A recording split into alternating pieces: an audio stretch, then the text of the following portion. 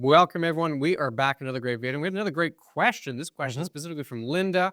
My plan assumes inflation. Most plans do. They all should. How often, though, should I adjust my withdrawals? This is a very good question. How do you practically implement inflation adjustments in your retirement? How do you adjust your spending? We're going to tackle that today. First, we need to learn a little bit more about how inflation is incorporated into planning. Yeah, and again, we're talking that you should be doing a plan. A financial plan will help this out. And what we do with most plans is we have a constant inflation rate. You cannot adjust every year. You could have 3% for 4 years, then you could have 9, 7. So we use a constant inflation rate adjusted to your budget a little bit every year so that we ensure that your retirement lifestyle is sustainable. That's the big one, right? So every year we're increasing your spending a little bit. If you spent $60,000 this year, at 2% inflation, well, you're going to spend more than 60 next year. You're going to spend more than 60 the year after that. Having that constant rate, we're already incorporating that into your plan. And good plans going forward, they will always stress test that. So let's ensure a higher expectation won't derail a plan. So maybe we've used a 2.5% rate. We're going to give you an option. Well, what happens if inflation's 3% every year for that? Those sort of things will stress test what your numbers are. And those are sort of the keys that you have to look at when you're doing a financial plan to make sure you're accurate and on pace so that you can survive. Yeah, so we know what inflation is in planning, how it's incorporated. The other piece of the puzzle is how people kind of adjust their spending in retirement. Exactly. Your personal experience with inflation. So the plan says on average it's going to be 2.5%. Well, personally, you might not experience that 2.5% because that might be a basket of goods. Maybe you have some items you buy where it went up way more than 2.5%, groceries as an example, or you have other items like technology where that it actually went down, it got a little cheaper.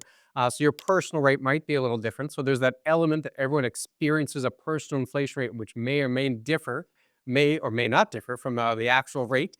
In addition, retirement spending changes. Often plans will assume constant spending. I spend $5,000 a month, and the next year I spend $5,020 a month, and then you slowly adjust forward. Right. It assumes that constant kind of steady step. That's usually not the case. Often the spending changes at a different rate. Maybe you spend a little more in the early years, a little less in the middle years, a little more in the latter years. You get kind of a U-shaped pattern. That would be common. And then another piece is often if there's a little price changes, so if prices go up 1.5%, 2%, people might just adjust how they spend. So I get $5,000 a month coming from my investments. Prices go up. Well, maybe instead of buying this item, I buy that item. I think folks do that quite regularly.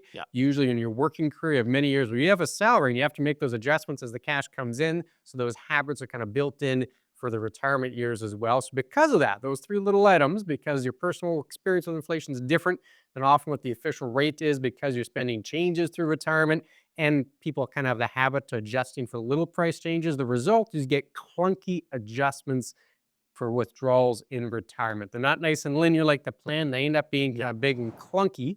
And we'll go through exactly that in a second. But first off, Linda had a great question here that we're spending this video talking about. If you have a question, how do people get a hold of us? Go to chatwithclintonandkevin.com. By all means, give us your question. If you have more questions you want to know about inflation or how it incorporates into your plan, feel free to give us that or any other financial matters that you may come up with. We're more than happy to answer those questions. They come directly to Clinton, myself, no robo-advisor or anything else. We're the ones that'll be getting back to you to make sure there's that sort of scenario to look at. And there's another aspect to that we can now show that you can deal with getting something else. The newsletter. If you like videos like this, you'll like the newsletter. Pass along weekly little tips in your inbox. Plus, we do webinars that are free on a regular basis, and that's how we invite folks to send out the newsletter. So if you'd like to be part of the newsletter community, there's a link in the description there. You can certainly sign up for the newsletter. We talked about how inflation is used in planning, how a few items in terms of retirees can make adjustments clunky. Let's actually get to the adjustment portion here.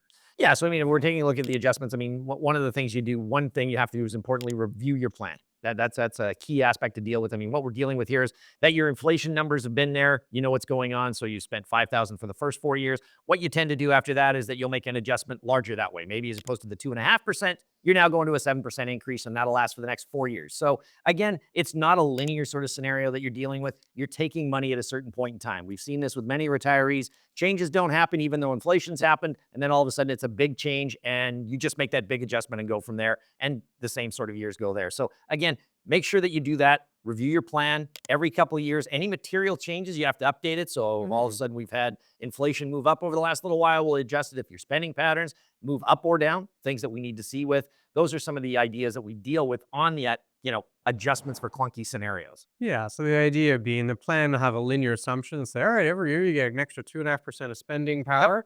Most folks don't do that. They might go 3, 4 years and then suddenly take a big change in their spending. All right, 7, 8% instead of a little bit every year. And those big changes in spending, as you just mentioned, usually it's a good time to do a review of the overall plan. It might have been 3 or 4 years since the last time you review. Now you're changing your spending. Well, probably a good time to have that update in that review of your plan as well. And that's more often what we see is the larger steps, lumpy, not linear, when it comes to adjusting withdrawals for inflation. If you like this video, we got a whole video here talking about CPP and inflation. Big time. You definitely want to click on that one. We'll see you again very soon. Take care.